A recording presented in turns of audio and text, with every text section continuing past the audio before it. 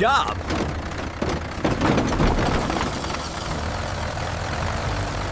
Good job! A new tool had arrived on the farm. A modern drone with a camera. The farmer had planned its purchase for some time to perform a survey.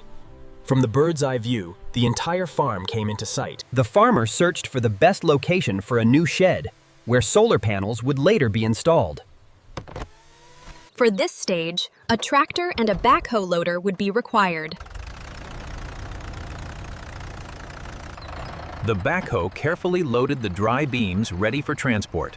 Strong and straight, these beams would form the durable. Assembly began immediately upon returning.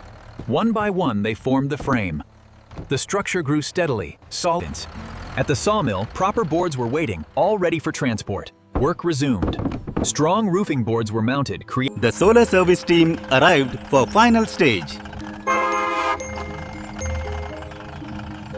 Gleaming in sunlight, transforming into a modern power plant, connected to generic inverter, ready to convert solar energy into clean electricity from first day. Forces joined to build a durable structure, lasting for years. Time to say goodbye.